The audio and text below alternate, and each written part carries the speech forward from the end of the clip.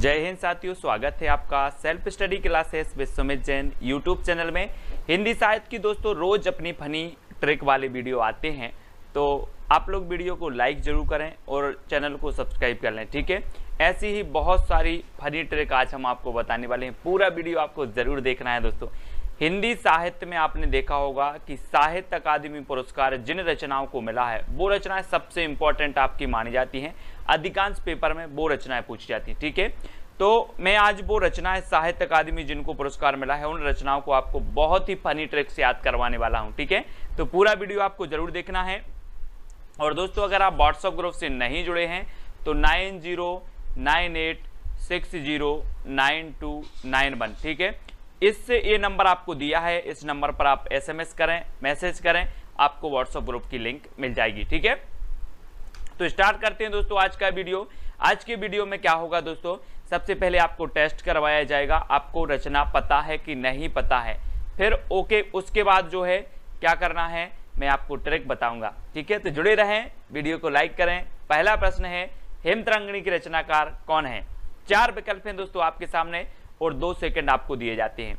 हेमतरंगिणी बताना है दोस्तों, और आपको पता है दोस्तों कि जो हेम होते हैं, हेमखंड होते हैं, आपने देखा होगा ये हेम है ना, हेमखंड हैं, और ये देखो कैसे जमे हैं, ऐसे जमे हैं जैसा कौन जमा रहता है, माखन। यहाँ पर देखो माखन जमा रहता है, तो हेम जमे हैं माखन की तरह, तो हेम से हो जाएगा हेमतरंगिणी और माखन से हो जाएगा आपका माखनलाल चतुर्वेदी, ठीक है। तो हेमतरंगिणी जो रचना हो जाएगी वो किसकी हो जाएगी? माखनलाल चतुर्वेदी की हो जाएगी।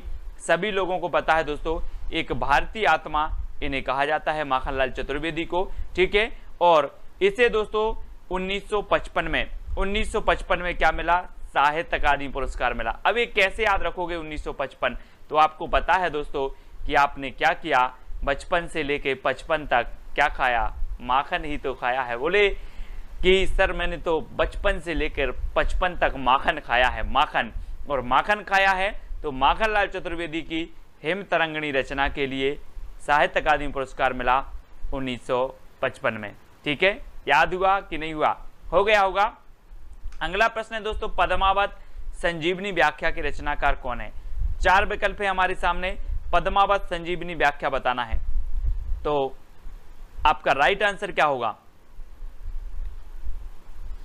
उत्तर हो जाएगा दोस्तों आपका बिल्कुल सही, वासुदेव शरण अग्रवाल, यानी कि बी नंबर आपका बिल्कुल सही है दोस्तों।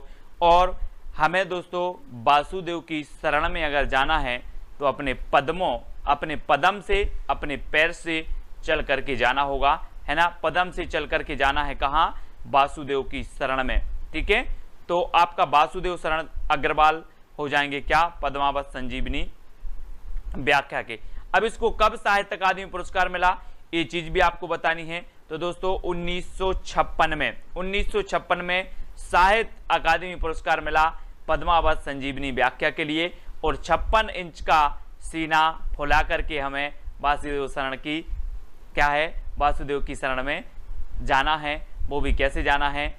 पद्मों से जाना है, तो पद्मावत संजीवनी व्याख्या, इस प्रकार से याद करेंगे, ठीक है। अगला बताना दोस्तों, बौद्ध धर्म दर्शन की रचनाकार कौन है? 4 विकल्प हैं अपने सामने, रामधारी सिंह दिनकर, वासुदेव शरण अग्रवाल, आचार्य नरेंद्र देव, राहुल सांकृत्यायन। तो बौद्ध धर्म दर्शन, दोस्तों आप भी बौद्ध धर्म के दर्शन करने जाते हैं। वैसे ही जो बौद्ध धर्म दर्शन करने गए, कौन गए? नरेंद्र देव गए, और नरेंद्र देव अपनी संतान को साथ में लेके गए, संतान को साथ में लेके गए। तो दोस्तों संतान को साथ में लेके गए, तो बौद्ध धर्म दर्शन को 1957 में क्या मिला? साहित्य अकादमी पुरस्कार मिला। और ये रचना किसकी है? तो ये रचना है नरेंद्र देव की, ठीक है। इस प्रकार से याद रखेंगे। आपसे पूछा जाएगा बौद्ध धर्म दर्शन के रचनाकार कौन है, तो आपको बताना है नरेंद्र देव, ठीक है। और नरेंद्र देव जो है अपनी संतान को साथ में लेकर के बौद्ध धर्म के दर्शन करने गए थे, ठीक है। अगला बताना है मध्य एशिया का इतिहास के रचनाकार कौन है? 4 विकल्प हैं दोस्तों, 4 में से आपका राइट आंसर क्या हो जाएगा दोस्तों? मध्य एशिया का इतिहास बताना है, और इसके जो रचनाकार हो जाएंगे वो कौन हो जाएंगे? मध्य एशिया का इतिहास यानी कि राहुल सांकृत्यायन। राहुल सांकृत्यायन यानी कि ड नंबर आपका बिल्कुल सही है दोस्तों। मध्य एशिया का इतिहास गवाह है कि राहुल जी, आपने नाम सुना होगा, राहुल जी की क्या नहीं हुई, शादी नहीं हुई। क्या वे 58 साल में शादी करेंगे? कितने साल में? 58 साल में शादी करेंगे क्या, है ना। और पूरे मध्य एशिया में घूम आए हैं, लेकिन उन्हें अभी तक क्या नहीं मिली है, कोई अच्छी लड़की नहीं मिली है। राहुल सांकृत्यायन याद रख लेना, ठीक है। तो मध्य एशिया का इतिहास क्या है? राहुल सांकृत्यायन की रचना है और 1958 में इसे साहित्य अकादमी पुरस्कार मिला। तो ये चीज भी आपको याद रखनी है, ठीक है। मध्य एशिया का इतिहास, राहुल सांकृत्यायन, और 1958 में क्या मिल गया? साहित्य अकादमी पुरस्कार मिला। अगला है दोस्तों संस्कृति के 4 अध्याय। ये कौन है? संस्कृति के 4 अध्याय दिन में पढ़ना है या रात में पढ़ना है? तो जल्दी से आप बताएं। संस्कृति के 4 अध्याय दोस्तों हमें दिन में पढ़ना है, इसलिए रचना किसकी हो जाएगी? दिनकर जी की हो जाएगी, ठीक है। दिनकर जी की हो जाएगी। और 59 है ना, 59 याद रख लेना, 59 की है, 1959 की। और याद रखना कि संस्कृति के 4 अध्याय हमें 59 दिन में पढ़ना है। कितने दिन में पढ़ना है? 59 दिन में पढ़ना है। तो 1959 इसको साहित्य अकादमी पुरस्कार मिलेगा 1959 में, और 59 दिन में मिलना है। तो दिनकर इनकी रचना हो जाएगी, दिनकर की रचना हो जाएगी संस्कृति के 4 अध्याय, ठीक है। तो 1959 आपको याद रख लेना है। इस रचना के लिए इन्हें ज्ञानपीठ पुरस्कार मिला है। अगला देखते हैं दोस्तों, कला और बूढ़ा चांद के रचनाकार कौन है? तो बहुत ही बढ़िया रचना है दोस्तों। 4 विकल्प हैं, 4 में से चयन करना है, कला और बूढ़ा चांद। तो आपका राइट आंसर क्या हो जाएगा? किसकी रचना है ये? तो अधिकांश लोगों को पता है कि जो कला और बूढ़ा चांद रचना है ये सुमित्रानंदन पंत की है। किसकी है? सुमित्रानंदन पंत की है। ये चीज आप याद रख लेना, है ना। कला और बूढ़ा चांद के बीच क्या है? सुमित्रा है, यानी कि अच्छे मित्र हैं। कला और बूढ़ा चांद अच्छे मित्र हैं। और इसे कब मिलेगा साहित्य अकादमी पुरस्कार? तो इसे मिला है दोस्तों 1960 में। कब मिला है? 1960। अब दोस्तों जब कोई व्यक्ति 60 साल का हो जाता है तो बूढ़ा कहा जाता है, बूढ़ा, है ना, बूढ़ा चांद, है ना। तो 60 साल का हो गया मतलब वो क्या कहलाने लगता है? अब तो यार बोले हम बूढ़े हो गए हैं, बूढ़े 60 साल के हो गए हैं। तो कला और बूढ़ा चांद ये सुमित्रानंदन पंत की रचना है और 1960 में इसे साहित्य अकादमी पुरस्कार भी मिला है। ये चीज भी आपको याद रखनी है, ठीक है। भूले बिसरे चित्र के रचनाकार कौन है? दोस्तों याद रख लेना है कि हमें भूले बिसरे चित्र जो होते हैं, आपको पता है कि जब हम बचपन में रहते थे और हम भगवती की बहुत आराधना करते थे, भगवती की बहुत आराधना करते थे। अब आपको भूले बिसरे चित्र याद आ रहे कि नहीं आ रहे? आपको आ रहे होंगे कि आप भगवती की क्या करते थे? अगरबत्ती लगाते थे, पूजा करते थे, अर्चना करते थे। याद आ रहे हैं कि नहीं आ रहे? आ रहे हैं। तो भूले बिसरे चित्र किसके? भगवती के, यानी कि भगवती चरण वर्मा, है ना। भूले बिसरे चित्र भगवती के, तो भगवती चरण वर्मा। और इसे साहित्य अकादमी पुरस्कार मिल गया 1961 में, ठीक है। कब मिल गया? 1961। ये चीज आपको याद रख लेना है, 61, ठीक है ना। 61 याद रखेंगे। 1960 में आपकी जो कला और बूढ़ा चांद है इसे साहित्य अकादमी पुरस्कार मिल गया और 1961 में भूले बिसरे चित्र के लिए भगवती चरण वर्मा को मिल गया, ठीक है। अगला बताना दोस्तों, कलम का सिपाही की रचनाकार कौन है? कलम का सिपाही।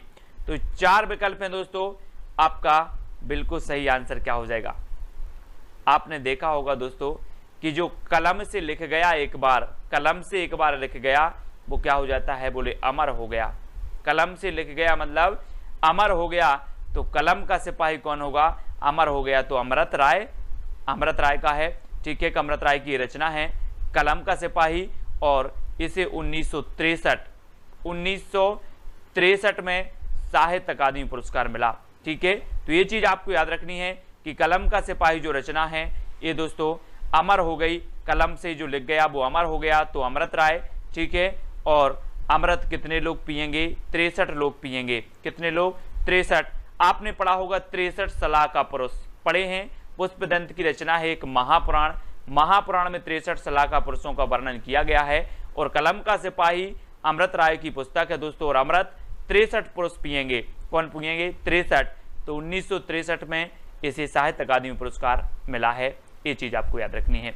ठीक है, अगला है दोस्तों आंगन के पार द्वार के रचनाकार कौन है। दोस्तों आंगन के पार द्वार, आंगन में जो द्वार रहता है उसके आप आर पार कितनी बार हुए आपको पता है क्या। बोले सर मुझे नहीं पता, मैं इतना बड़ा हो गया, अज्ञेय है, मुझे पता ही नहीं। ठीक है, अज्ञेय है कितनी बार आर पार हुआ। ठीक है, तो आंगन के पार द्वार की रचना हो जाएगी आपकी अज्ञेय की, और इसे कब मिला 1964 में मिला। ठीक है 64, तो याद रख लेना है 64 में इसे साहित्य अकादमी पुरस्कार मिला आंगन के पार द्वार के लिए। ठीक है, याद रखेंगे कि सर मैं 64 साल का हो गया, मैं 64 साल का हो गया, आंगन के पार द्वार आर पार कितनी बार गया, अज्ञेय है, मुझे ज्ञात नहीं है। कितने साल के हो गए आप, 64 साल के हो गए, है ना। आंगन के आर पार गए, कितनी बार गए, अज्ञेय। ठीक है, इस प्रकार से याद रखेंगे। रस सिद्धांत के रचनाकार कौन है, अज्ञेय, नगेंद्र, जैनेन्द्र या फिर अमृत राय। तो रस सिद्धांत के हमें बताना है दोस्तों। अब वो रस सिद्धांत नहीं समझ लेना कि जो रस सिद्धांत भरत मुनि ने दिया था, लेकिन ये रस सिद्धांत रचना है। और ये रस सिद्धांत किसकी है, तो ये याद रखना है दोस्तों, ये आपकी डॉक्टर नगेंद्र की है। किसकी है, नगेंद्र की है, नगेंद्र की, है ना। और आपको पता है कि नाग, नगेंद्र से आप याद रखेंगे नांग, और नांग में जो विष का रस होता है, विष का क्या होता है, रस होता है ना। तो रस होता है दोस्तों किसमें, नांग में होता है। ठीक है, कौन सा होता है, विष का रस होता है। और 1965 में जो है क्या मिला आप इन्हें, साहित्य अकादमी पुरस्कार मिला। या फिर ऐसे भी याद रख लेंगे कि नांग पंचमी को हम नांग को रस पिलाते हैं, है ना, याद रख लेना, नांग को रस पिलाते हैं। तो रस सिद्धांत डॉक्टर नगेंद्र की है, और 1965 में जो है इसे क्या मिला, साहित्य अकादमी पुरस्कार मिला। तो सभी लोग याद रखेंगे, है ना। और डॉक्टर नगेंद्र हैं दोस्तों, तो डॉक्टर नगेंद्र कैसे हैं, बहुत बुजुर्ग हैं, बोले बहुत बुजुर्ग हैं, 65 साल के हैं, लगभग 65 साल के, है ना। तो 1965 डॉक्टर नगेंद्र की रचना रस सिद्धांत के लिए क्या मिल गया, साहित्य अकादमी पुरस्कार मिल गया। मुक्तिबोध के रचनाकार कौन है, मुक्तिबोध के बताना है दोस्तों। और आपको पता है कि जो जैन लोग होते हैं, जैन लोग बोलते हैं कि हमें मुक्ति मिल जाए, हंसते हंसते हुए मुक्ति मिल जाए, है ना। इस संसार के सुख दुख से मुझे कुछ नहीं लेना देना, मुझे मुक्ति मिल जाए, इस संसार से मुक्ति मिल जाए। कौन लोग बोलते हैं, जैन लोग, है ना, यही बोलते हैं। महावीर भगवान ने कहा है कि शरीर का कल्याण मत करो, आत्मा का कल्याण करो, आत्मा की मुक्ति करो, है ना। तो मुक्तिबोध जैनेन्द्र कुमार की रचना है। और दोस्तों 1966 में इसे क्या मिला, 1966 में मिल गया दोस्तों, क्या मिल गया, यानी साहित्य अकादमी पुरस्कार मिल गया। और दोस्तों याद रख लेना, ये आपकी है मुक्तिबोध की। और 66 मतलब क्या हो जाएगा, अगर किसी को बहुत अच्छे से मुक्ति मिल जाती है, मोक्ष मिल जाता है, मतलब वो क्या लग गया दोस्तों, डबल छक्का, है ना। आप जैसे 6 लगता है मैच में और खुश होते हो, ऐसे ही अगर किसी को अच्छी मुक्ति मिल जाए, है ना, तो वो डबल छक्का हो जाएगा, है ना, डबल खुशी आपको मिल जाएगी, है ना। 6 तो 1966 याद रखेंगे। 1966 मुक्तिबोध को, जैनेन्द्र कुमार की मुक्तिबोध रचना को साहित्य अकादमी पुरस्कार मिला। अमृत और विष के रचनाकार कौन है, तो अमृत और विष आपको पता है दोस्तों, ये यहाँ पर आया है अमृत, और यहाँ पर भी हम देख रहे हैं अमृत।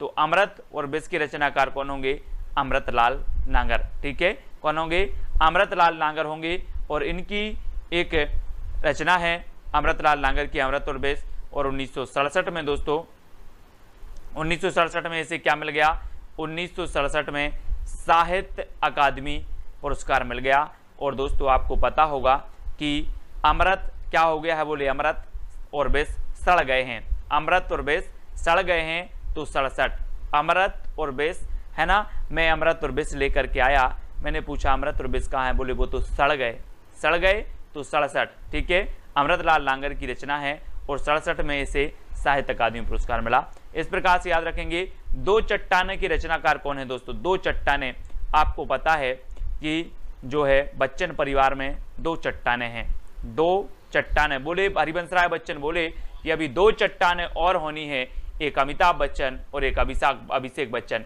2 चट्टानें और होनी है। तो 2 चट्टानें एक किसकी होंगी दोस्तों, बच्चन की होंगी, यानी कि हरिवंश राय बच्चन, है ना। और आपको पता है 2 चट्टानें अभी भी हैं, है ना।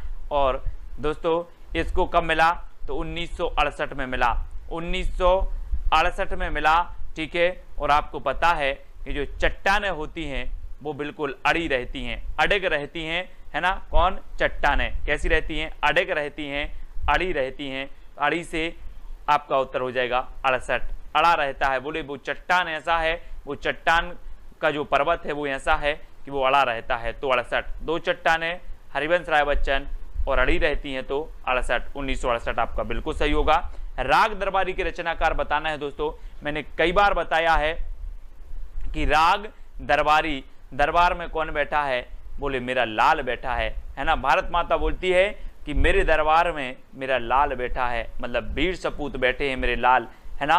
तो राग दरबारी के रचनाकार कौन होंगे, श्रीलाल शुक्ल होंगे। और इसे 1969 में इसे साहित्य अकादमी पुरस्कार मिला दोस्तों। और आपको पता है कि एक भारत माता के लाल का जन्म हुआ था 1869 में, 1869 यानी कि महात्मा गांधी का जन्म हुआ था, है ना। और ये भी भारत माता के लाल थे, ठीक है। और 1969 में भी राग दरबारी को क्या मिल गया, साहित्य अकादमी पुरस्कार मिल गया। और दोस्तों ऐसे ही कई लालों का जन्म हुआ। तो श्रीलाल शुक्ल की 1869 से लेकर के आपको लगा लेना है 100 साल वर्ष 1969, ठीक है। बोले भारत माता के लाल का जन्म हुआ था 1869 में, इसकी 100 साल बाद मतलब 1969, ऐसे याद करना, ठीक है। राग दरबारी। निराला की साहित्य साधना के रचनाकार कौन है, निराला की साहित्य साधना बहुत ही बढ़िया है दोस्तों। निराला की जो कहानी है बहुत ही दुख भरी कहानी है। और दोस्तों इन्होंने साहित्य की सेवा की, साहित्य की साधना की, वो सब छोड़ के, विलासिता का जीवन छोड़ के, विलास का जीवन छोड़ के निराला जी ने साहित्य की साधना की, है ना। काय का जीवन छोड़ के, विलास का। तो निराला की साहित्य साधना किसकी रचना हो जाएगी, रामविलास शर्मा, रामविलास शर्मा की रचना होगी। और इसे 1970 में साहित्य अकादमी पुरस्कार मिला। और दोस्तों ये विलासपूर्ण जीवन को छोड़कर 70 साल तक क्या करते रहे, हिंदी साहित्य की साधना करते रहे, सेवा करते रहे, ठीक है। कब तक, 70 साल तक, ठीक है। तो 1970 में इसे क्या मिलेगा, साहित्य अकादमी पुरस्कार मिल जाएगा, ऐसे याद करेंगे। अगला है कविता के नए प्रतिमान की रचना कौन है, कई बार पूछी गई है दोस्तों, कविता के नए प्रतिमान, है ना। और नए प्रतिमान, और आपको पता है दोस्तों कि आप क्या करते हो, नए नए नाम रखते हो। जब बच्चा पैदा होता है, बच्चा का जन्म होता है, तो आप क्या करते हो, नए नए क्या रखते हो, नाम रखते हो। तो नए प्रतिमान, है ना, तो क्या हो जाएगा, नाम रखते हो तो नामवार से है ना। कविता के नए प्रतिमान नामवार से की रचना हो जाएगी, ठीक है। और इसे कब मिला दोस्तों, तो 1971 में मिला, 1971 में इसे साहित्य अकादमी पुरस्कार मिला। ये चीज भी आपको याद रखनी है, ठीक है। और दोस्तों जब जन्म होता है तो आप कितने नाम रखते हो, एक, बोले एक नाम रख रहे हैं, 71, ठीक है। तो याद रख लेना 71 में इन्हें क्या मिला है, एक रख रहे हो तो लास्ट में एक भी आएगा, ठीक है ना। इस प्रकार से रखेंगे। और कविता के नए प्रतिमान, ये रचना तो हमेशा पूछी जाती है, किसकी रचना है, तो नामवार सिंह की है, ठीक है। बुनी हुई रस्सी के रचनाकार कौन है दोस्तों, बुनी हुई रस्सी, बुनी हुई रस्सी 4 विकल्प हैं, 2 सेकंड भी आपको दिए जाते हैं। और आपका बिल्कुल सही आंसर होगा भवानी प्रसाद मिश्र। दोस्तों एक चीज बताना, जब आप भवानी के दर्शन करने जाते हो तो वहां पर एक क्या है, पचरंगा धागा की बुनी हुई रस्सी रखी रहती है ना। बोले बुनी हुई रस्सी रखी है बेटा, और ये अपने कलाई में बांध लेना, कल्याण हो जाएगा। कहाँ पर जाते हो, भवानी के पास, किसके पास, भवानी के पास जाते हो, बुनी हुई रस्सी बांध के आते हो और बोले कल्याण हो जाएगा। तो बुनी हुई रस्सी आपको कहाँ मिलती है, भवानी के पास। तो भवानी प्रसाद मिश्र इसकी रचनाकार होंगे। और 1972 में, है ना, 1972 में इसे साहित्य अकादमी पुरस्कार मिल गया। और दोस्तों आपको पता है कि जो है भवानी की कृपा से बेहत भी तर जाता है, बेहत से बेहतर, है ना, बेहतर, है ना। तो याद रख लेना, बेहतर होता है, जो कुछ भी होता है वो क्या होता है, बेहतर होता है। जब आप बुनी हुई रस्सी बांध लेते हो भवानी की, तो जो कुछ भी होगा वो कैसा होगा, 72 होगा। 72 से आपका बनेगा 72, यानी 1972 में इसे साहित्य अकादमी पुरस्कार मिला। ठीक है, अगला बताना है दोस्तों, आलोक पर्व के रचनाकार कौन है। तो 4 विकल्प हैं आपके सामने, आलोक पर्व। और मैंने कई बार आपको बताया है कि पर्व हमारे भारत में हजारों पर्व होते हैं। कैसे होते हैं, हजारों पर्व होते हैं। तो आलोक पर्व के रचनाकार कौन होंगे, हजारी प्रसाद द्विवेदी। हजारी प्रसाद द्विवेदी। और दोस्तों याद रख लेना 1973 है ना, 73 जो है इसे साहित्य अकादमी पुरस्कार मिला आलोक पर्व के लिए, हजारी प्रसाद द्विवेदी की, है ना। इसको याद रखेंगे, 1-2 बार वीडियो देखोगे तो आपको क्लियर हो जाएगा। मिट्टी के बारात के रचनाकार कौन है दोस्तों। तो मैंने आपको कई बार बताया है कि जब शिव जी की बारात आई, और बारात में आपने सुना होगा कि बोले भूत ऊत भी नाच रहे थे बारात में, है ना, नाच रहे थे भूत ऊत, तो भभूत अभूत लगा कर आए होंगे, तो ऐसी लग रही होगी कि मिट्टी की बारात आ गई। कौन की आ गई मिट्टी की बारात, शिव जी की मिट्टी की बारात आ गई। और दोस्तों इसे मिला कब, 1974 में। 1974 में तो 74 यानी कि 74 दोस्तों, 74 लग रहा था, 74 या 4 दिशाओं में लग रहा था कि क्या है, मिट्टी की बारात आई है, मिट्टी की बारात आई है। 74 है ना, 74 कर दो, 74 बोले, 4 दिशाओं में लग रहा था 74। ठीक है, तो मिट्टी की बारात को 74 में साहित्य अकादमी पुरस्कार मिला, और रचना शिवमंगल से सुमन की है, ऐसे याद रखेंगे। अगला है दोस्तों, तमस के रचनाकार कौन है। तमस, आपको पता है दोस्तों, तमस मतलब होता है अंधकार, और हम बोलते हैं कि भीष्म अंधकार छाया है। कैसा छाया है, भीष्म अंधकार छाया है। तो तमस को याद रख लेना, तमस मतलब होता है अंधकार, और अंधकार छाया है कैसा, भीष्म।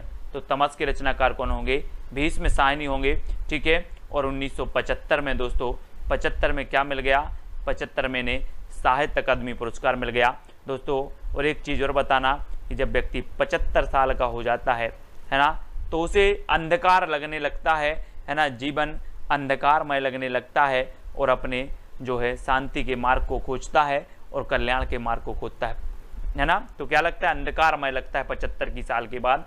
तो तमस के रचनाकार हैं भीष्म साहनी, यानी बी नंबर आपका बिल्कुल सही हो जाएगा। और 1975 में से साहित्य अकादमी पुरस्कार मिला दोस्तों। जहां जैसी ट्रिक निकली बताने का प्रयास किया है, नॉर्मल भी ये भी आप याद रख सकते हो, लेकिन इन रचनाओं को याद रख लेना सबसे पहली प्राथमिकता आपकी बनती है। ठीक है दोस्तों, आज को आपको बताना है तेरी मेरी उसकी बात की रचनाकार कौन है। बहुत ही बढ़िया रचना है, कई बार पूछी जा चुकी है दोस्तों। तेरी मेरी उसकी बात, है ना, अपन बोलते हैं ना कि तेरी मेरी उसकी बात किसी को नहीं बताना। क्या बोलते हैं अपन, तेरी मेरी उसकी बात किसी को नहीं बताना। लेकिन मैं आपसे बोल रहा हूं कि अपने एक ग्रुप है, ग्रुप एडमिन है, यस करके है, यस नाम है उनका, और तेरी मेरी उसकी बात किसको नहीं बताना, यस को नहीं बताना, यस को। ठीक है, याद रखेंगे। आ नंबर आपका बिल्कुल सही है, हमेशा आपकी मदद करते हैं पीडीएफ और हर एक चीज में, यस। तो तेरी मेरी उसकी बात किसको नहीं बताना, यस को नहीं बताना, मतलब इसकी रचनाकार कौन होंगे, यशपाल। ठीक है, यशपाल, यानी कि जो आ नंबर है वो आपका बिल्कुल सही हो जाएगा दोस्तों। और इसको जो साहित्य अकादमी पुरस्कार मिला वो मिला 1976 में। 1976 में इस रचना के लिए क्या मिला, साहित्य अकादमी पुरस्कार मिला। ठीक है, तो याद रख लेना, तेरी मेरी उसकी बात यस को नहीं बताना, और 1976 में इसे साहित्य अकादमी पुरस्कार मिला। और कब तक नहीं बताना, 76 साल तक नहीं बताना। ठीक है, तो 1976 आपका हो जाएगा साहित्य अकादमी। अगला बताना है दोस्तों, चुका भी नहीं हूं मैं, चुका भी नहीं हूं मैं की रचनाकार कौन है। थोड़ी सी इमेज दी है, अगर आप समझ सको कुछ तो बता दोगे। 4 विकल्प हैं, 2 सेकंड। आपको पता है दोस्तों, आपको पता है कि जब शेर और हिरन क्या करते हैं, साथ साथ दौड़ते हैं एक दूसरे को, मतलब जो शेर है वो हिरन को पकड़ता है, और हिरन कई बार आपने देखा होगा कि क्या करती है, निकल जाती है, और शेर चूक जाता है ना। लेकिन शेर देखता है आजू बाजू, बोले अभी चूका नहीं हूं मैं, चूका भी नहीं हूं, अभी चूका भी नहीं हूं। तो शेर बोलता है चूका भी नहीं हूं, तो इस जो रचना है वो किसकी हो जाएगी, शमशेर बहादुर जी की। ठीक है, याद रखना दोस्तों, इन्हें कवियों का कवि भी कहा जाता है, शमशेर बहादुर साहब को। और ये क्या करते हैं, हिरन और शेर साथ साथ दौड़ते हैं, साथ साथ दौड़ते हैं तो 1977 में इसे इस रचना के लिए साहित्य अकादमी पुरस्कार मिला। तो साथ साथ से याद रख लेना, है ना। और शेर क्या बोल रहा है कि चूका भी नहीं हूं अभी, दूसरा हिरन देख लेंगे, ठीक है। तो शमशेर बहादुर यानी 12 नंबर आपका बिल्कुल सही हो जाएगा। अगला बताना है दोस्तों, उतना बस सूरज हूं की रचनाकार कौन है? उतना बस सूरज हूं। 4 विकल्प हैं, 4 में से आपको उत्तर बताना है और आंसर आपका क्या हो जाएगा? उतना बस सूरज हूं। तो हम क्या बोलते हैं दोस्तों, जो उभरता हुआ सितारा होता है, जो भारत का भूषण होता है, वो हम बोलते हैं कि आप तो हमारे भारत के क्या हो? सूर्य हो, सूर्य पुत्र हो। तो उतना बस सूरज हूं क्योंकि आप क्या हो? भारत भूषण हो, भारत भूषण। तो ये भारत भूषण अग्रवाल की रचना है, इसको ऐसे याद करेंगे दोस्तों, ठीक है। बहुत ही बढ़िया है, उतना बस सूरज हूं, भारत भूषण अग्रवाल, ठीक है। और इसे 1978 में दोस्तों, 1978 में क्या मिला? साहित्य अकादमी पुरस्कार मिला। तो याद रख लेना, उतना बस सूरज हूं, भारत भूषण अग्रवाल। अगला है कल सुनना मुझे। कल सुनना मुझे के रचनाकार कौन है? अब दोस्तों एक चीज बताना, मैं अगर आपसे बोलूं कि आज तो आप लोग सुनते नहीं हो मुझे, जब मैं धूल में मिल जाऊंगा तो कल सुनना मुझे। काय में मिल जाऊंगा? धूल में मिल जाऊंगा तो कल सुनना मुझे। तो इसके जो लेखक होंगे वो कौन होंगे? कौन होंगे? कल सुनना मुझे जब धूल में मिल जाऊंगा, तो आपका उत्तर होगा धूमिल, है ना। धूमिल, कल सुनना मुझे धूमिल की रचना है ना। और इसे कब मिला? 1979 में दोस्तों, 1979 में इसे साहित्य अकादमी पुरस्कार से नवाजा गया। ये चीज भी आपको याद रखनी है, ठीक है। अब मैं आपसे कभी भी पूछूंगा कल सुनना मुझे जब धूल में मिल जाऊंगा, तो धूमिल, ठीक है। धूमिल यानी डी नंबर आपका बिल्कुल सही हो जाएगा। अगला है दोस्तों जिंदगी नामा जिंदा रुख। कई बार पूछी गई ये रचना, और आपको पता है दोस्तों कि हम जब हिंदी साहित्य में पढ़ते हैं तो मीराबाई को जरूर पढ़ते हैं, मीराबाई को पढ़ते हैं, है ना।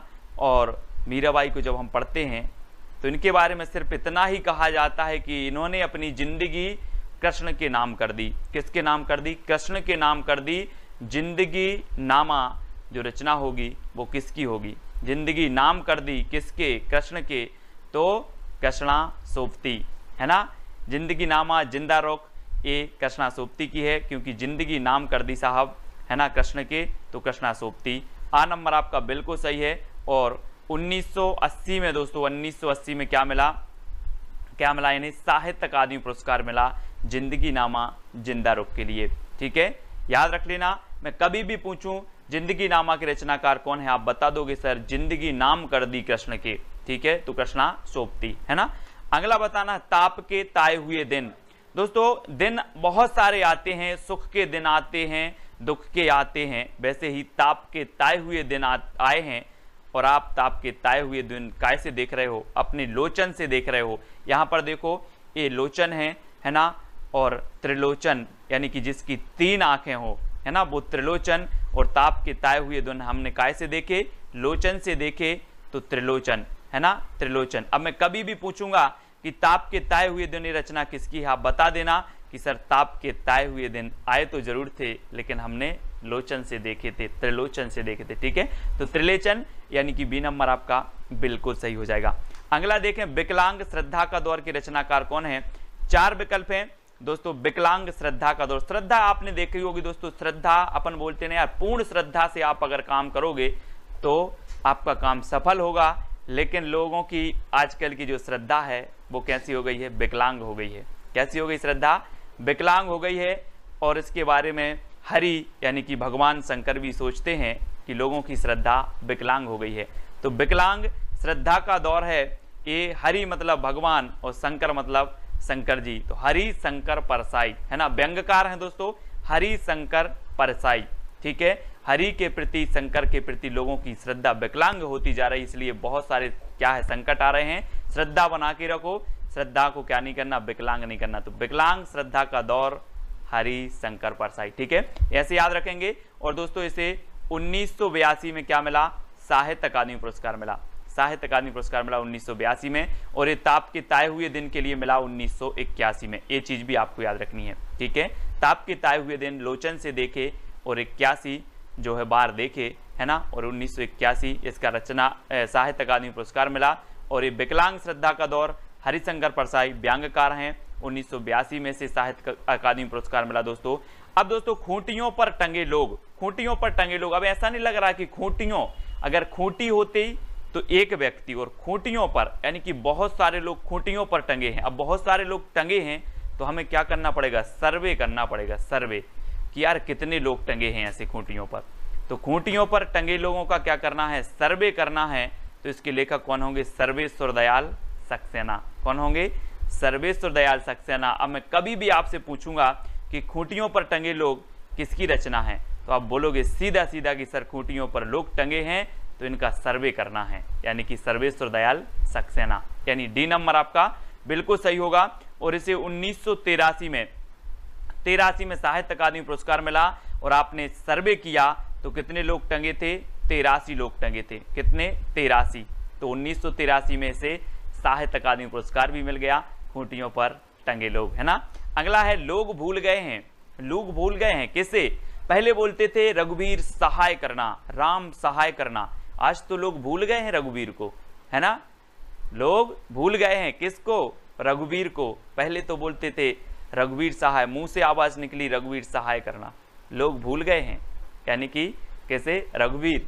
आ नंबर आपका बिल्कुल सही है ना। वो आपने सुना होगा दोस्तों, क्या होगा कि दुख में सुमरन सब करें, सुख में करे ना कोई, और सुख में सुमरन सब करे तो दुख काहे को हो। इसलिए लोग भूल गए हैं, है ना, क्योंकि लोगों के पास सुख आ गया है। मत भूलो रघुवीर को और यही सहाय करेंगे। तो लोग भूल गए हैं रघुवीर सहाय की रचना है, बहुत बढ़िया है, पूछी जाती है। और 1984 में इसे साहित्य अकादमी पुरस्कार भी मिला है। ठीक है दोस्तों, मैं एक बात जरूर कहूंगा कि जितनी भी साहित्य अकादमी पुरस्कार से पुरस्कृत रचनाएं हैं, ज्ञानपीठ, व्यास सम्मान, ये सबसे पहले आपके लिए महत्वपूर्ण होती हैं, है ना, क्योंकि ये रचनाएं अधिकांश पूछी जाती हैं। तो लोग भूल गए हैं कैसे, रघुवीर सहाय। ठीक है, कब्बे और काला पानी की रचनाकार कौन है दोस्तों, कब्बे और काला पानी। आपने सुना होगा दोस्तों, आजादी के पूर्व काले पानी की सजा होती थी। काले पानी की सजा यानी कि अगर एक काले पानी की सजा हो गई अगर व्यक्ति को, तो वो वापस नहीं आ पाता था कभी।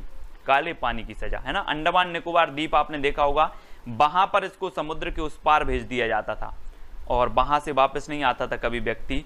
और कब्बे और काला पानी, यहाँ पर आप देखो समुद्र में एक साइड काला पानी है और एक साइड कैसा है, निर्मल पानी है। तो हमें कैसा पानी पीना है, काला पानी नहीं पीना, हमें निर्मल पानी पीना है। कैसा, निर्मल।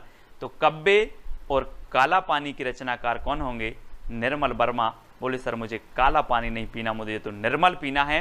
तो काला पानी और निर्मल वर्मा, है ना, ये काला पानी, इसी का संबंध किससे होगा, निर्मल पानी से। तो निर्मल वर्मा इसके रचनाकार होंगे। और 1985 में इसे क्या मिला, साहित्य अकादमी पुरस्कार मिला। ये चीज भी आपको याद रखनी है। मैं कभी भी अब पूछूंगा, आप कभी नहीं भूलोगे, मैं बोलूंगा कब्बे और काला पानी, तो आप बता दोगे कि काला पानी नहीं सर, मुझे निर्मल पानी पीना है। तो निर्मल वर्मा। ठीक है, अगला है अपूर्वा के रचनाकार कौन है दोस्तों, ये याद रखना है, बहुत ही बढ़िया रचना है अपूर्वा। और अपूर्वा दोस्तों एक केदारनाथ अग्रवाल जी की रचना है, केदारनाथ अग्रवाल। ठीक है, और आपको पता होगा कि पूर्व में केदारनाथ में एक बहुत भयंकर क्या आई थी, बाढ़ आई थी। तो केदारनाथ में पूर्व में आई थी। तो अपूर्वा ये केदारनाथ अग्रवाल की है। और दोस्तों 1986 में इसे साहित्य अकादमी पुरस्कार मिला, 1986 में अपूर्वा के लिए। ठीक है, और केदारनाथ अग्रवाल इसके रचनाकार हैं। इन्हें कैन का कवि भी कहा जाता है, केदारनाथ अग्रवाल जी को। अगला है दोस्तों मगध के रचनाकार कौन है, मगध। अब एक चीज बताना दोस्तों कि जो मगध है, मगध के जो राजकुमार थे वो क्या करते थे, मगध के, आपने क्या पढ़ा था, मगध एक साम्राज्य था, है ना, बहुत बड़ा साम्राज्य था मगध। और मगध यहाँ पर रचना आई है। तो मगध के जो राजा होते थे दोस्तों, जब किसी को सजा देते थे तो वो क्या करते थे, कान पकड़ते थे। क्या पकड़ते, कान पकड़ के सजा देते थे। तो श्रीकांत आपका बिल्कुल सही होगा, श्रीकांत, यानी कि जो डी नंबर है वो आपका बिल्कुल सही हो जाएगा, है ना, श्रीकांत आपका सही होगा, श्रीकांत। ठीक है, यानी डी नंबर आपका बिल्कुल सही होगा। 1987 इसका रचना काल है, क्या है, 1987। ठीक है, रचना काल नहीं मतलब इसे साहित्य अकादमी पुरस्कार मिला है। मगध के रचनाकार हैं श्रीकांत वर्मा और 1987 में इसे साहित्य अकादमी पुरस्कार मिला। ये चीज आपको याद रखनी। ठीक है, अगला है दोस्तों अरंड के रचनाकार कौन है? अरंड। अरंड मतलब आपको पता है क्या होता है? अरंड मतलब होता है वन। और वन में कौन गए थे? अयोध्या के नरेश श्री राम गए थे वन में कि नहीं गए? 14 साल का वनवास हुआ और कहाँ गए थे? अरंड में गए थे, वन में गए थे। कौन गए थे? नरेश। तो अरंड के रचनाकार कौन होंगे? नरेश मेहता, है ना। ऐसे कॉमन सेंस लगाना है और कुछ भी नहीं है ये, ना कोई ट्रिक है ना कुछ, सिर्फ अरंड में कौन गए थे? तो बोले अयोध्या के नरेश गए थे, है ना। तो नरेश मेहता, आ नंबर आपका बिल्कुल सही होगा। और दोस्तों 1988 में इसे क्या मिला? साहित्य अकादमी पुरस्कार मिला अरंड के लिए, ठीक है। नरेश मेहता जी की बहुत ही बढ़िया रचना है, याद रखना। अकाल में सारस के रचनाकार कौन है दोस्तों? अब दोस्तों एक चीज याद रखनी है, एक है केदारनाथ अग्रवाल और एक है केदारनाथ सिंह, ठीक है। केदारनाथ अग्रवाल की रचना अपूर्वा के लिए साहित्य अकादमी पुरस्कार मिला, लेकिन जो अकाल में सारस है ये केदारनाथ सिंह की रचना है, केदारनाथ सिंह, है ना। और इसे भी साहित्य अकादमी पुरस्कार मिला, यानी बी नंबर आपका सही हो जाएगा। और अकाल में सारस कहाँ जा रहे थे? केदारनाथ जा रहे थे। अकाल में सारस, ये सारस हैं दोस्तों, सारस, है ना। और सारस आपने देखे होंगे। और ये कहाँ जा रहे थे? अकाल में केदारनाथ जा रहे थे, केदारनाथ। तो केदारनाथ अग्रवाल, केदारनाथ सिंह की रचना है अकाल में सारस। और 1989 में दोस्तों इसे साहित्य अकादमी पुरस्कार मिला, ये चीज भी आपको याद रखनी है, ठीक है। 89। अगला है नीला चांद के रचनाकार कौन है दोस्तों? नीला चांद। और दोस्तों आपने देखा होगा शंकर जी को, आपने देखा है इनकी मूर्ति को आपने देखा है। इनकी सिर पर यहाँ पर एक चांद का वो रहता है, चांद का चित्र बना रहता है इस प्रकार से। तो नीला चांद, यहाँ पर देखो तस्वीर में देखो शंकर जी की, जरा प्रणाम कर दो सभी लोग, है ना। और ये नीला चांद है, किसके सिर पर है? शिव जी के। तो ये नीला चांद रचना किसकी होगी? किसकी होगी? शिव प्रसाद सिंह की, ठीक है। अब किसी और की तो नहीं होगी? बोले सर नहीं होगी। अब जब नीला चांद आपने दिखा ही दिया है, ये नीला चांद तो कभी नहीं भूलेंगे शिव प्रसाद सिंह। और इसे मिला 1990 में। 1990 में क्या मिल गया दोस्तों? साहित्य अकादमी पुरस्कार मिला, साहित्य अकादमी, ठीक है। इसको आपको याद रखना है दोस्तों। मैं वक्त के हूँ सामने, मैं वक्त के हूँ सामने। मैं अगर किसी से बोलूँ कि मैं वक्त के हूँ सामने, तो वो बोलेगा यार वक्त के सामने क्यों खड़ा है? गिर जा, क्या कर? गिर जा। तो मैं वक्त के हूँ सामने क्यों खड़ा है? गिर जा, यानी कि गिरजा कुमार माथुर, ठीक है। गिरजा कुमार माथुर इसके रचनाकार हो जाएंगे। अब वक्त के सामने खड़े नहीं होना है, गिर जाना है, ठीक है। तो गिरजा कुमार माथुर, मैं वक्त के हूँ सामने, गिरजा कुमार माथुर। और 1991, ठीक है। 1991 में दोस्तों इसे क्या मिला? साहित्य अकादमी पुरस्कार मिला 1991। और 90 में इसे मिला था आपकी नीला चांद के लिए, ठीक है। ये तो आपको पता है, नीला चांद 90 में इसे मिला। 1991 में मैं वक्त की हूँ सामने, इसके लिए साहित्य अकादमी पुरस्कार मिल गया। और ढाई घर के रचनाकार कौन है दोस्तों? अब देखो दोस्तों एक चीज याद रखना कि हमने यहाँ पर पढ़ा कि मैं वक्त की हूँ सामने, गिरजा कुमार माथुर, ठीक है। लेकिन ढाई घर, अब यहाँ पर कॉमन सेंस लगाना, ढाई घर हो कैसे गया? 3 घर हुए हो, पहले होंगे 3 घर, 3 घर में से आधा घर क्या हो गया? गिर गया, गिर गया, बचे कितने? ढाई घर। तो ढाई घर में से आधा, 3 में से आधा गिरा, क्या गिरा? घर गिरा। तो कौन होंगे? गिरा तो गिरिराज किशोर, है ना। गिरिराज किशोर, बोले आधा घर गिर गया है, गिर गया है तो गिरिराज किशोर, ठीक है। बचे कितने घर? ढाई घर। थे कितने? 3 घर थे इस प्रकार से। और यहाँ से आधा घर गिर गया तो बचे ढाई। बोले सर ढाई घर, आधा कहाँ गया? बोले गिर गए। तो गिरिराज किशोर, यानी आ नंबर आपका बिल्कुल सही होगा। ढाई घर के रचनाकार गिरिराज किशोर। और 1992 में इसे क्या मिल गया? साहित्य अकादमी पुरस्कार मिल गया। बहुत ही बढ़िया, कई बार पूछी गई है। अब आप कभी नहीं भूलोगे, आप तो वीडियो देखकर भूल जाना वीडियो को। जब आप परीक्षा हॉल में बैठोगे और क्वेश्चन आपके सामने आएगा तो ये ट्रिक आपको याद आ ही जाएगी। आपको कोई कोड याद नहीं करवा रहा मैं, सिर्फ आप प्रश्न को देखोगे और उत्तर आप 101% सही लगा के आए हुए, ठीक है। ढाई घर की रचनाकार गिरिराज किशोर हैं। अर्धनारीश्वर की रचनाकार बताना है। अर्धनारीश्वर दोस्तों, अर्धनारीश्वर, ये आपने देखा होगा कुछ कुछ लोग ऐसे होते हैं कि उनमें आधे गुण तो होते हैं नारी के और आधे होते हैं पुरुष के, है ना। अब बोले सर बोले यार आधे गुण आप में नारी के आधे पुरुष के हैं, ये कैसा हुआ? अरे बोले अब विष्णु जी हैं सृष्टि के रचयिता, जैसा बनाया भगवान ने वैसा है ना। तो किसने बनाया सृष्टि को? विष्णु जी ने। अब भगवान ने जैसा बनाया यानी कि अर्धनारीश्वर बनाया, तो अर्धनारीश्वर हैं यानी कि विष्णु प्रभाकर। ठीक है, विष्णु प्रभाकर। बी नंबर आपका बिल्कुल सही हो जाएगा। ठीक है, बहुत सारी धारणाएं हैं दोस्तों इस सृष्टि के बारे में, है ना, बहुत सारी हैं। पृथ्वी की रचना कैसे हुई, धार्मिक मान्यताएं हैं, वैज्ञानिक मान्यताएं हैं, सारी मान्यताएं अलग अलग हैं। ठीक है, फिलहाल हमें सिर्फ याद करने का ये माध्यम है ना, और याद अपन करते रहते हैं। कहीं नहीं बहीं की रचनाकार कौन है? दोस्तों अब ये रचना है, कहीं नहीं बहीं। अब बोले सर ऐसे कैसे याद होगी? ये होगी कैसे याद होगी? 4 विकल्प हैं, 2 सेकंड आपको दिए जाएंगे। कहीं नहीं बहीं, जब सीता जी का हरण हो गया दोस्तों, तो इन्होंने कहा था कि हमें कहीं नहीं, हमें वहीं बैठना है। कहाँ? अशोक के वृक्ष के नीचे। कहीं नहीं वहीं, तो कहीं नहीं वहीं के रचनाकार कौन होंगे? अशोक वाजपेयी। कौन होंगे? अशोक वाजपेयी, क्योंकि सीता जी ने कहा कि हमें कहीं नहीं वहीं बैठना है। जो शोक को हरता है वो क्या है? अशोक वृक्ष, और अशोक के नीचे बैठना है हमें, कहीं नहीं वहीं यानी कि अशोक के वृक्ष के। तो अशोक वाजपेयी इसके रचनाकार होंगे, और 1994 में इसे साहित्य अकादमी पुरस्कार मिला। बहुत ही बढ़िया रचना है, आप कभी नहीं भूलोगे। बोले कहीं नहीं वहीं, कहाँ? अशोक के वृक्ष के नीचे। ये यहाँ पर देखो चित्र में जरा, ये हनुमान जी आए हैं और सीता जी अशोक के वृक्ष के नीचे बैठी। बोले हमें कहीं नहीं जाना, हम तो वहीं जाना, अशोक के वृक्ष के नीचे। ठीक है, तो इस प्रकार से याद रखेंगे, है ना। कोई दूसरा नहीं की रचनाकार कौन होंगे? कोई दूसरा नहीं, है ना। कभी कभी ऐसा होता है दोस्तों, कैसा होता है? बोले कोई दूसरा नहीं, हमें तो कौन चाहिए? कुंवर चाहिए, कुंवर, है ना। कुंवर किसको बोलते हैं? आप लोग पढ़ते होंगे, कुंवर किसको बोलते हैं? बोलते होंगे, है ना। तो कभी कभी ऐसा होता है, हमें कोई नहीं चाहिए, हमें सिर्फ कुंवर चाहिए। क्या चाहिए? कुंवर। तो कुंवर नारायण, कुंवर नारायण यानी कि जो आ नंबर है वो आपका बिल्कुल सही होगा। कोई दूसरा नहीं, कुंवर चाहिए, कुंवर आ नंबर। आप लोग अपने अपने हिसाब से याद कर लेना। और 1995 में इस रचना के लिए दोस्तों साहित्य अकादमी पुरस्कार चाहिए। और कितने साल का कुंवर चाहिए? 95 साल का। कितने साल का? 95।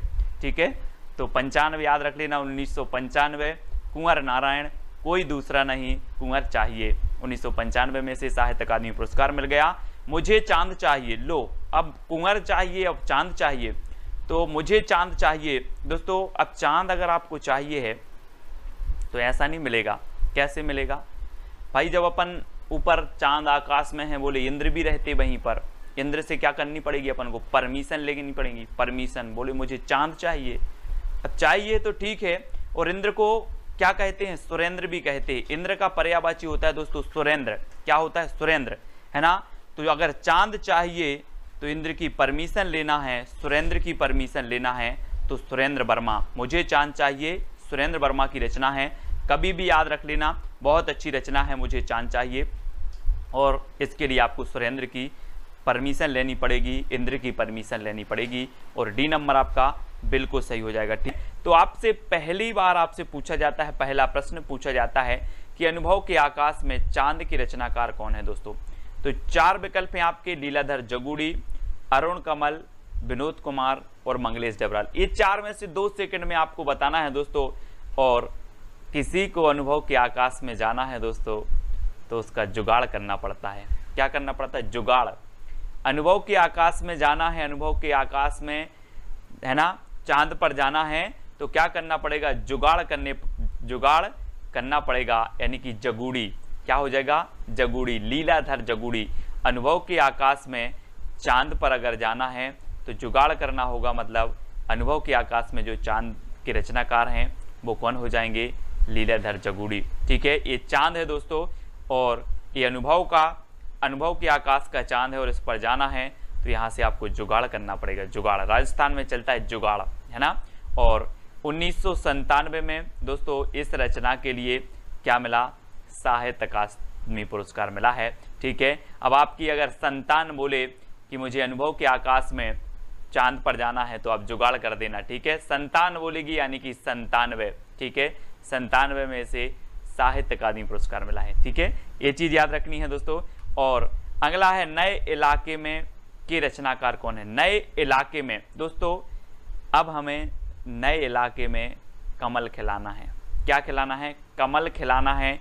तो नए इलाके में की रचनाकार कौन होंगे? अब 2 सेकंड में आप उत्तर बता देना। मैंने थोड़ी सी आपको हिंट दे दी है कि नए इलाके में कमल खिलाना है, तो कौन होंगे? अरुण कमल। कौन होंगे? अरुण कमल इसके रचनाकार होंगे। और 1998 में इसे क्या मिलेगा दोस्तों? साहित्य अकादमी पुरस्कार। कब? 1998 में। अब कभी आपसे पूछा जाएगा नए इलाके में, बोले सर कमल खिलाना है, तो अरुण कमल, ठीक है। और 1998 में इसे कौन सा पुरस्कार मिलेगा? साहित्य अकादमी पुरस्कार मिलेगा, ठीक है। तो ये चीज आपको याद रखनी है। दीवार में एक खिड़की की रचनाकार कौन है दोस्तों? दीवार में एक खिड़की, है ना। तो इसको याद करना है कि कोई आपका विनोद नाम का मित्र है और विनोद के दीवार में एक खिड़की है। क्या कहोगे? विनोद के दीवार में एक खिड़की है, यानी कि दीवार में एक खिड़की के रचनाकार होंगे विनोद कुमार शुक्ल, यानी सी नंबर आपका बिल्कुल सही हो जाएगा, विनोद कुमार शुक्ल, दीवार में एक खिड़की, ठीक है। और इसका जो आपका साहित्य अकादमी पुरस्कार मिला वो कब मिला? 1999 में, ठीक है। याद रख लेना दोस्तों, दीवार में एक खिड़की है मतलब काय का फेर है? 99 का फेर है, इसलिए इस खिड़की को बंद करना है, ठीक है। तो दीवार में एक खिड़की, किसकी दीवार में? विनोद की दीवार में एक खिड़की है, मतलब 99 का फेर है। 99 हम बोलते हैं ना, 99 का आंकड़ा है। सचिन तेंदुलकर कई बार 99 पे आउट हुआ, 99 का कुछ तो आंकड़ा होगा ना। तो 1999 में इसे साहित्य अकादमी पुरस्कार मिला।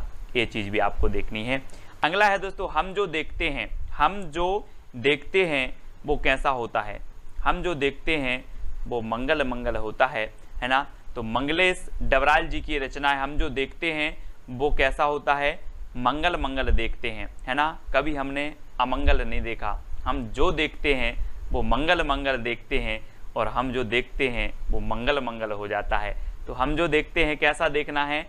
मंगल देखना है, मंगल हो जाए तो मंगलेश डबराल, यानी कि जो विकल्प नंबर आपका डी है वो बिल्कुल सही हो जाएगा।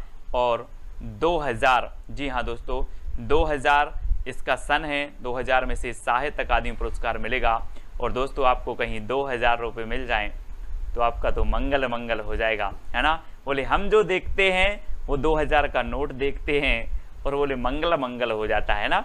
2000 का नोट मिल जाए तो मंगल हो जाएगा, मंगल। डी नंबर आपका बिल्कुल सही होगा। कली कथा बाया बाईपास की रचनाकार कौन है दोस्तों? तो बताना है, 4 विकल्प हैं, 4 में से आपको बताना है। कली कथा बाया बाईपास, तो जल्दी से बताना है। ऐसे याद रखेंगे दोस्तों, कैसे याद रखेंगे कि अलका का पलका बाईपास में डला है और वहां पर क्या हो रही है? कथा हो रही है, ठीक है। अलका का पलका बाईपास में डला है और क्या हो रही है? कथा हो रही है। तो कली कथा बाईपास की रचनाकार कौन होंगे? अलका श्रावगी, ठीक है। अब याद रखेंगे, कभी नहीं भूलना है, अलका का पलका कहाँ डला है? बाईपास में, और वहां पर क्या हो रही है? कथा हो रही है। सभी को सुनने जाना है, ठीक है। कली कथा बाईपास अलका श्रावगी की रचना है, और 2001 में कब मिला इन्हें? 2001 में साहित्य अकादमी पुरस्कार मिला है। बहुत ही बढ़िया रचना है दोस्तों, कली कथा बाईपास, ठीक है। तो इस प्रकार से ये तो सिर्फ मात्र याद करने का एक तरीका है, ट्रिक है, जिससे आपके माइंड में सेट हो जाए, ठीक है। बाकी कोई वास्तविकता से लेना देना नहीं रहता अपने ट्रिक का, ठीक है। तो कली कथा बाईपास की जो रचनाकार हैं वो अलका श्रावगी हैं, इतना आपको याद रखना। 2 पंक्तियों के बीच, दोस्तों आप लोग बोलते हो सर पंक्तियां याद करवा दो, पंक्तियां याद करवा दो, लेकिन मुझे पता है मैं क्यों नहीं करवाता। पंक्तियों में बड़ा जोश होता है। क्या होता है? 2 पंक्तियों के बीच बड़ा जोश होता है। बोलती हैं सर मेरी ट्रिक पहले बनवाओ, वो बोलती है मेरी ट्रिक पहली बनाओ। 2 पंक्तियों के बीच क्या है? जोश है। मेरी ट्रिक पहले बनाओ, मेरी ट्रिक पहले बनाओ, ठीक है। इसलिए मैं बना नहीं पा रहा हूँ। 2 पंक्तियां बोलती हैं, है ना। 2 पंक्तियों के बीच क्या है? जोश है। तो 2 पंक्तियों के बीच के रचनाकार कौन होंगे? राजेश जोशी। राजेश जोशी यानी कि जोश, है ना, राजेश जोशी। तो जोशी से क्या आएगा? जोश। और 2 पंक्तियों के बीच क्या है? जोश है ना। तो 7 नंबर आपका बिल्कुल सही होगा। और इसे 2002 में, अब 2 पंक्ति आ रही हैं दोस्तों, है ना, 2 पंक्ति आ रही हैं, तो 2002 में क्या मिलेगा? आगे पीछे आगे 2 और पीछे 2। बोले ऐसा नंबर बताओ जिसमें आगे 2 और पीछे 2। बोले 2002।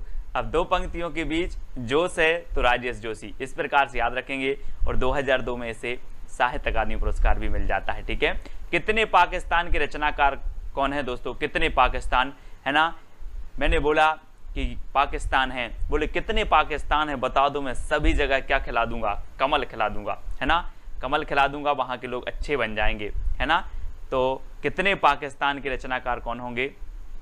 कौन होंगे? कमल खिला दूंगा तो कमलेश्वर। कौन होंगे? कमलेश्वर, है ना। याद रख लेना, इनकी एक आत्मकथा है दोस्तों। गर्दिश के दिन जब इनकी आत्मकथा पढ़ोगे, इनके बारे में पढ़ोगे तो आपको भी आंसू आ जाएंगे कमलेश्वर के बारे में। इनकी ये रचना है कितने पाकिस्तान, और इसे 2003 में दोस्तों इसे क्या मिला? साहित्य अकादमी पुरस्कार मिला। ठीक है, तो कितने पाकिस्तान के रचनाकार कौन है? बोले सर जितने भी पाकिस्तान हो, कितने पाकिस्तान है सब बता दो, मैं सभी के अंदर संस्कार भर दूंगा, कमल खिला दूंगा वहां पर। ठीक है, तो कमलेश्वर, कमल खिला दूंगा तो कमलेश्वर। ठीक है, अगला है दोस्तों दुष्चक्र में सृष्टा की रचनाकार कौन है? दोस्तों बहुत ही बढ़िया ट्रिक है कि जब दुष्चक्र का क्या आता है, दुष्चक्र का फेर आता है, दुष्चक्र का फेर आता है तो वीरान हो जाता है दोस्तों, है ना। वो जगह वीरान हो जाती है जब दुष्चक्र का फेर आता है। तो दुष्चक्र में सृष्टा की रचनाकार कौन है? दुष्चक्र में सृष्टा की रचनाकार होंगे बीरेन डंगवाल। कौन है? बीरेन डंगवाल। दुष्चक्र, बोले हमारे ऊपर तो क्या चल रहा है? दुष्चक्र चल रहा है और हम तो क्या हो गए? वीरान हो गए, है ना। तो बीरेन डंगवाल, वीरान से हो जाएगा बीरेन डंगवाल। ठीक है, ऐसे याद रखेंगे, है ना। अब आप कभी नहीं भूलेंगे। बोले सर दुष्चक्र की बात कर रहे हो, जब दुष्चक्र का फेर आता है तो लोग वीरान हो जाते हैं, है ना, वो जगह वीरान हो जाती है। और 2004, ठीक है, 2004 याद रख लेना है। 2004 में दुष्चक्र में सृष्टा, और 2004 में आपको पता है दोस्तों कि सुनामी आई थी, और सुनामी आई यानी कि दुष्चक्र, है ना, दुष्चक्र आया और वो जगह ही वीरान हो गई जहां जहां सुनामी आई। ठीक है, तो याद रखेंगे दुष्चक्र जब भी आता है तो वीरान, तो बीरेन डंगवाल की है। और 2004 में सुनामी आई तो 2004 में वीरान हो गए दोस्तों अच्छे अच्छे स्थान। तो 2004 में से साहित्य अकादमी पुरस्कार मिल जाता है किसी दुष्चक्र में सृष्टा के लिए। ठीक है, अगला है क्याप के रचनाकार कौन है? क्याप, बहुत सारे लोगों को पता है कि क्या आप मनोहर श्याम जोशी हैं? क्या आप मनोहर श्याम जोशी हैं? तो क्या आप, तो क्याप, है ना, क्याप, और आप हैं क्या? मनोहर श्याम जोशी। इनकी रचना है दोस्तों। इसे साहित्य अकादमी पुरस्कार मिला 2005 में। कब मिला? 5 में मिला। ठीक है, तो मनोहर श्याम जोशी 5 लिखना, है ना। 5 में इन्हें क्या मिल गया? क्या मिला, है ना, 2005 में इन्हें साहित्य अकादमी पुरस्कार मिल गया क्याप के लिए। ठीक है, अब संशयात्मा के रचनाकार कौन है दोस्तों? संशयात्मा 4 विकल्प हैं दोस्तों, और आपने देखा होगा दोस्तों बहुत सारे लोगों को क्या होता है? संशय होता है, संशय, है ना। संशय समझते हो? बोले यार मुझे संशय है, लेकिन जो ज्ञानेंद्र पति होते हैं, ज्ञान के पति होते हैं, उनके अंदर कोई संशय नहीं होता। क्या नहीं होता? संशय। यानी कि आपका बिल्कुल सही आंसर हो जाएगा, क्या हो जाएगा? ज्ञानेंद्र पति। संशय आत्मा नहीं होती जो ज्ञान के पति होते हैं, है ना। तो ज्ञानेंद्र पति आपका बी नंबर बिल्कुल सही हो जाएगा। ठीक है, वो आत्मा संशय आत्मा नहीं है, जो ज्ञानेंद्र की पति है, ज्ञान की पति है। और बी नंबर आपका, कभी भी अब आपसे पूछेंगे संशय आत्मा के रचनाकार कौन है? बोले संशय उनके मन में नहीं होता जिनके अंदर ज्ञान है, ज्ञान के वो पति हैं, है ना। तो इस प्रकार से याद रखेंगे ज्ञानेंद्र पति की रचना है। और दोस्तों 2006 में क्या मिला? इन्हें साहित्य अकादमी पुरस्कार मिला। ठीक है, तो याद रख लेना, है ना। और जिनमें ज्ञान होता है, क्रिकेट खेलने का जिनमें ज्ञान होता है, वो बिल्कुल बिना संशय के 6 मारते रहते हैं दोस्तों, 6, है ना, 6 बाउंड्री मारते हैं। तो 2006 में इसे क्या मिल जाता है? साहित्य अकादमी पुरस्कार मिल जाता है। ऐसे याद करेंगे। अगला है इन्हीं हथियारों से क्या बोल देंगे? इन्हीं हथियारों से ना करके हम दोस्तों क्या बोलेंगे? इन्हीं हाथों से क्या हो जाएंगे? अमर हो जाएंगे। इन्हीं हाथों से अमर हो जाएंगे। तो इन्हीं हाथों से ये रचना किसकी होगी? अमर हो जाएंगे तो अमरकांत। ठीक है, इन्हीं हाथों से अमर हो जाएंगे, यानी कि अमरकांत की रचना है। और विकल्प नंबर जो सी है आपका, वो बिल्कुल सही हो जाएगा, अमरकांत। ठीक है, इन्हीं हाथों से क्या हो जाएंगे? अमर हो जाएंगे। और 2007 में, है ना दोस्तों, और साथ में अमर होना है ना, सभी को साथ में अमर हो जाना, कोई भाग नहीं जाना, है ना। नहीं तो बोले सर मैं पहले ही अमर हो जाऊंगा बाद में हो जाना, है ना। साथ में अमर होना है। 2007 में इन्हीं हथियारों के लिए साहित्य अकादमी पुरस्कार मिला। अब आप कभी नहीं भूलोगे, बोले इन्हीं हथियारों से, अच्छा सर ने बताया था इन्हीं हाथों से अमर होना है और साथ में होना है, मतलब 2007 में इस रचना के लिए साहित्य अकादमी पुरस्कार मिल गया। ठीक है, तो याद रखना दोस्तों, कोहरे में कैद रंग, आपने देखा होगा कहीं कहीं गोविंद जी की अगर मूर्ति लगी है और कोहरा छाया है ना, और आपको दर्शन करने हैं तो कोहरे में कैद रंग, कोहरे में रंग कैद हो जाता है और हमें गोविंद जी के दर्शन नहीं हो पाते। तो गोविंद मिश्र की रचना है कोहरे में कैद रंग। फिर आप क्या बोलोगे कि गोविंद जी की जो मूर्ति है कोहरे में कैद रंग हो गई, कोहरे में कैद रंग गोविंद मिश्र, इस प्रकार से याद रखेंगे। ठीक है, और इसे 2008 में क्या मिला दोस्तों, साहित्य अकादमी पुरस्कार मिला। ठीक है, कोहरे में कैद रंग गोविंद मिश्र, है ना, याद रखेंगे गोविंद मिश्र। और अगला है हवा में हस्ताक्षर की रचनाकार कौन है दोस्तों। और दोस्तों आपने पढ़ा होगा, 2 सेकंड में आप अपने उत्तर को तो चयन करते रहें, कमेंट में उत्तर बताते रहें। ठीक है, हवा में हस्ताक्षर दोस्तों आपको पता है कि जो कैलाश पर्वत है वहां शंकर जी गए थे तपस्या करने, पता है आपको, पता है। और ये कैलाश पर्वत इतना ऊंचा है, इतना ऊंचा है दोस्तों कि हवा में हस्ताक्षर करता है। कौन, कैलाश पर्वत। तो कैलाश से क्या बनेगा, कैलाश वाजपेयी, कैलाश वाजपेयी हवा में हस्ताक्षर करते हैं। कौन, कैलाश पर्वत। तो इतना याद रख लेना, हवा में हस्ताक्षर कौन करता है, कैलाश पर्वत। तो कैलाश से आपका बनेगा कैलाश वाजपेयी की रचना होगी हवा में हस्ताक्षर। ठीक है, हवा में हस्ताक्षर कैलाश वाजपेयी। अब आप कभी नहीं बोलोगे, मैं बोलूंगा हवा में हस्ताक्षर किसकी रचना है, बोले सर आपने ही तो बताया था कि हवा में हस्ताक्षर करता है कैलाश पर्वत, तो कैलाश वाजपेयी होंगे, है ना। और 2009, ठीक है, 2009 में क्या हुआ, इस रचना को साहित्य अकादमी पुरस्कार मिला। और मैं बोलूंगा आपसे कि आप भी हवा में हस्ताक्षर करोगे क्या, तो आप बोलोगे नो, मुझे नहीं करना हवा में, मैं तो कागज में कर दूंगा, है ना। तो 9 से बनेगा आपका 9, 2009 में इसे साहित्य अकादमी पुरस्कार मिला हवा में हस्ताक्षर के लिए। तो इस प्रकार से याद रखना। अगला है दोस्तों मोहनदास के रचनाकार कौन है, जल्दी से बताना है। आपने सुना होगा, कई बार सुना होगा, मोहनदास जब भी बात आती है तो आपके अंदर आ जाता है मोहनदास करमचंद गांधी। आता है कि नहीं, सभी लोगों को आता है दोस्तों। जब मोहनदास करमचंद गांधी का उदय हुआ, 1869 में इनका जन्म हुआ, मतलब उदय हुआ, तो ये सारे भारत में क्या लेकर के आए, प्रकाश लेकर के आए। कौन, मोहनदास। तो मोहनदास रचना के रचनाकार कौन होंगे, उदय प्रकाश। कौन होंगे, उदय प्रकाश। बोले सर मोहन का जब उदय हुआ तो प्रकाश लेकर के आए, तो उदय प्रकाश। मोहनदास जो रचना होगी वो किसकी होगी, उदय प्रकाश की होगी। यानी जो डी नंबर है वो आपका बिल्कुल सही होगा। और दोस्तों 2010 है, इस मोहनदास रचना के लिए क्या मिला था, साहित्य अकादमी पुरस्कार मिला था। तो याद रख लेना है। और मोहनदास ने 10 देशों में मोहनदास की आज मूर्ति लगी होगी, लगी कि नहीं लगी, लगी है। 10 देश आज मानते हैं मोहनदास करमचंद गांधी जी को, है ना। तो मोहनदास की रचनाकार कौन है, उदय प्रकाश। इस प्रकार से याद रखेंगे। और 10 देशों में मूर्ति लगी है तो 2010 में से क्या मिलेगा, साहित्य अकादमी पुरस्कार।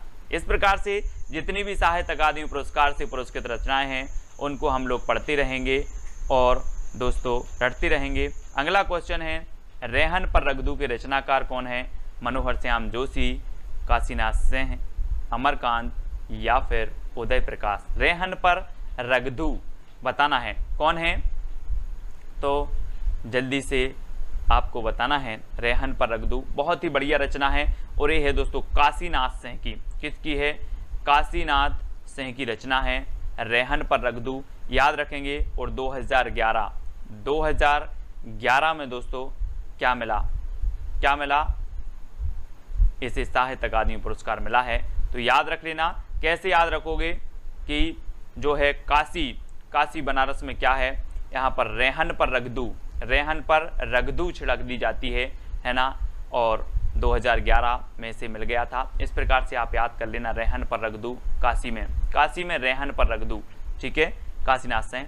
अगला है पत्थर फेंक रहा हूं की रचनाकार कौन है, पत्थर फेंक रहा हूं, कहां फेंक रहे हो, चंद्र के तले, चंद्र के ताले तोड़ना है। काय के ताले तोड़ना है? चांद के ताले तोड़ना है, इसलिए पत्थर फेंक रहा हूं, क्योंकि हमारा मंगल मिशन नहीं पहुंच पाया था, है ना। इसलिए चांद के क्या करना है? ताले तोड़ रहा हूं, पत्थर फेंक रहा हूं, किस लिए? चांद के ताले तोड़ने के लिए, क्योंकि हमारा मंगल मिशन पहुंच नहीं पाया था, ताला डले होंगे शायद, है ना। तो पत्थर फेंक रहा हूं चांद के, यानी कि चंद्रकांत देव ताले, तो ताले चांद के ताले तोड़ने के लिए, है ना। क्या फेंक रहा हूं? पत्थर फेंक रहा हूं। अब आप कभी पत्थर फेंकोगे, बोले क्यों फेंक रहे हो? बोले सर चांद के ताले तोड़ने के लिए, हमारा मंगल मिशन नहीं पहुंच पाया था, है ना। तो चांद के ताले याद रख लेना। और 2012 में दोस्तों, 2012 में क्या हुआ? इसे साहित्य अकादमी पुरस्कार मिला 12 में, ठीक है। और 12 पत्थर इन्होंने फेंके थे, बोले हम 12 पत्थर फेंकेंगे और चांद का ताला टूट जाएगा, ठीक है। तो 2012 में। मिलजुल मन की रचनाकार कौन है दोस्तों? 4 विकल्प हैं, बहुत ही बढ़िया ट्रिक है दोस्तों।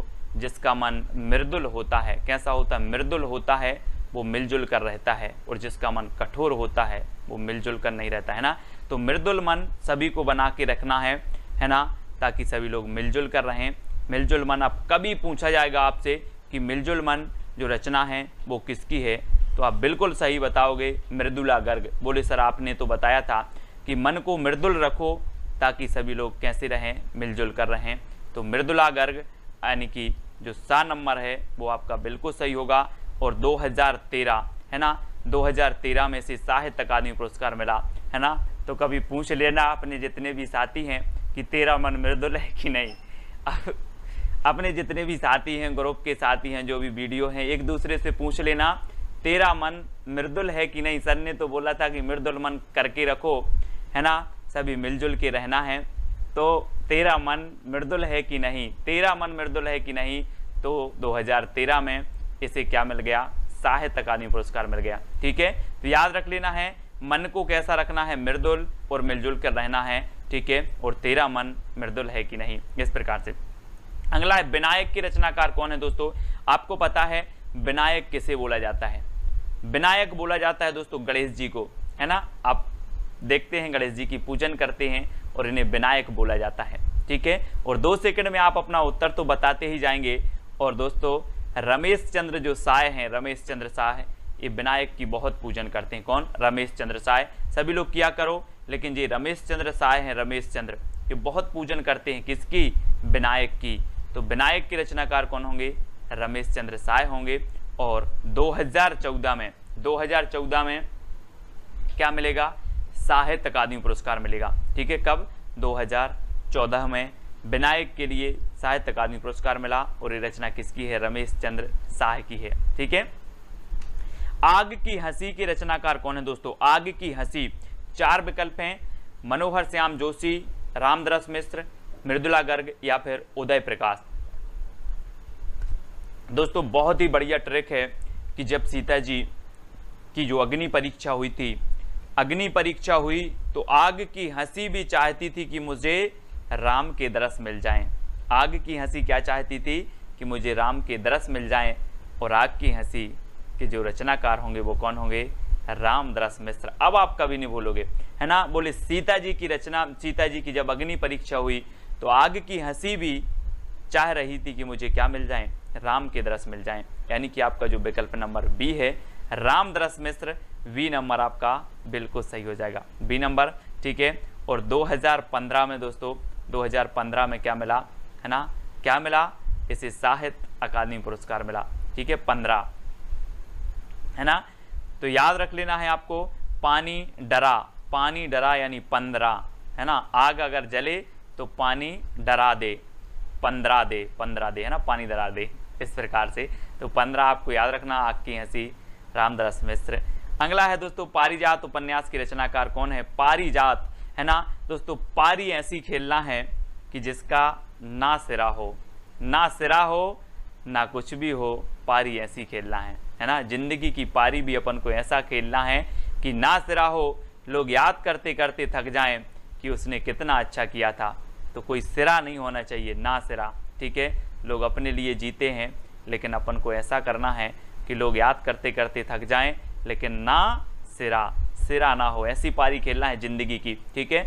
तो पारिजात से होगा पारी, और पारी खेलना है जिसका ना सिरा हो, तो ना सिरा शर्मा, ना सिरा शर्मा है ना, ना सिरा हो ना अंत हो, ठीक है। तो ना सिरा शर्मा की रचना है पारिजात, उपन्यास है ये, बहुत ही बढ़िया है। और 2016 में दोस्तों क्या है, 2016 में इसे साहित्य अकादमी पुरस्कार मिला। और दोस्तों कई लोग तो 16 साल की उम्र में ही ऐसी पारी खेल देते हैं, ऐसी पारी खेल देते हैं कि उनकी ज़िंदगी का कोई सिरा नहीं रहता, है ना। तो ना सिरा, तो 16 साल की उम्र में, तो पारिजात याद रख लेना, बोले पारी खेलना है 16 साल की उम्र में भी पारी खेलना है जिसका ना सिरा हो, इस प्रकार से याद रखेंगे, ठीक है। विश्व मिथक सरित सागर की रचनाकार कौन है? दोस्तों बहुत ही बढ़िया ट्रिक है, आपको कैसे याद रखना, विश्व मिथक सरित सागर, विश्व में बहुत सारी सरिता हैं और सरिता कहाँ मिलती हैं? सागर में, यानी कि सरित सागर, सरित सागर। और दोस्तों आपको पता है कि जो सरिता हो या फिर सागर हो, ये में कई कुंटल मेघ गिरते हैं, काय में? सरिता और सागर में।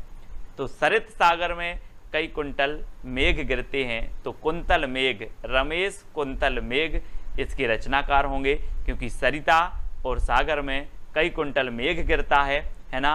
तो याद रख लेना, मेघ गिरता है, मेघ से क्या होती है? बरसात होती है ना, तो मेघ से बरसात होती है, पानी गिरता है, तो याद रख लेना कई कुंतल गिरता है, काय में? सरिता और सागर में।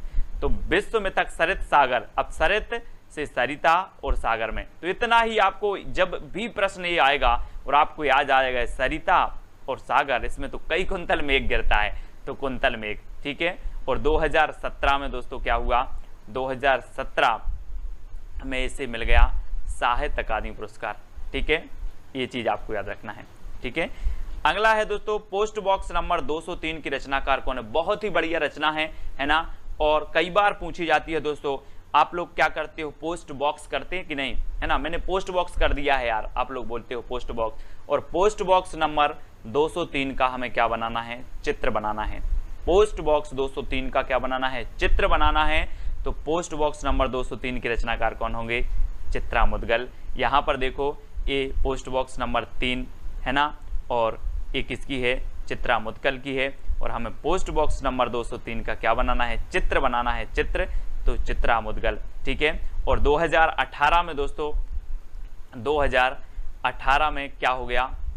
इस रचना के लिए साहित्य अकादमी पुरस्कार मिल गया 2018 में, ठीक है। तो इसको याद रखेंगे, बोले पोस्ट बॉक्स नंबर 203 का हमें चित्र बनाना है, तो चित्रा मुद्गल 2018 में से साहित्य अकादमी पुरस्कार भी मिल जाएगा। अगला है छीलते हुए अपने को की रचनाकार कौन है? छीलते हुए अपने को, आपको पता है दोस्तों कि किशोर जो होते हैं, किशोर, आपके घर में भी किशोर होते, वो तो छीलते रहते पापा को, 50 का दे दो, 100 का दे दो, छीलते रहते हैं। कौन? किशोर। किशोर तो नंद किशोर आचार्य, नंद किशोर है ना, नंद होते हैं, बोले मेरा नंद है, छोटा सा नंद है, किशोर है, और वो पापा को क्या कहता है? छीलता रहता है, कभी 50 दे दो, कभी 5 दे दो, कभी 10 दे दो, छीलते हुए अपने को। कौन? किशोर। तो नंद किशोर आचार्य की रचना है ना। और इसे 2019 में दोस्तों क्या मिला? साहित्य अकादमी पुरस्कार मिला। ये चीज आपको याद रखनी है, कभी भी पूछा जाएगा बोले छीलते हुए अपने को, कौन? किशोर, नंद किशोर आचार्य, ठीक है। और 2019 में इसे साहित्य अकादमी पुरस्कार मिल गया। और वैसे भी किशोरों की जो आयु होती है वो 18-19 वर्ष की होती है ना। 12 से 18 वर्ष किशोरावस्था कहलाती है, तो एक किशोर ही कहलाते 19। तो इस प्रकार से याद रखना है दोस्तों। अब आपको बताना है कि सबसे अच्छी ट्रिक कौन सी लगी, ठीक है, कमेंट में जरूर बताना। और साहित्य अकादमी पुरस्कार को मैंने आपको पूरा का पूरा याद करवा दिया। लगभग 60 से ऊपर रचनाएं थी, जिनके कुछ के आपको सन भी याद करवाए हैं, है ना, कुछ के सन भी आपको याद हो गए होंगे, कुछ के कभी भी आपको याद हो गए होंगे। वीडियो कैसा लग रहा है कमेंट के माध्यम से बताएं, कहां तक आपके लिए बेहतर है, कहां तक आपके लिए मददगार है इस प्रकार के जो वीडियो आ रहे हैं, है ना, वो किस प्रकार से हैं दोस्तों। ये हमारी ट्रिक है, किसी भी प्रकार की कोई भी ट्रिक को आप अन्यथा कभी नहीं लेंगे, है ना। सिर्फ मेरा एक उद्देश्य है याद करवाने का, तो अपन ट्रिक बनाते हैं कि आपको याद हो जाए। मेरा कोई उद्देश्य किसी विशेष से क्या नहीं है, बुराई का नहीं है, किसी भी प्रकार का नहीं है, ठीक है।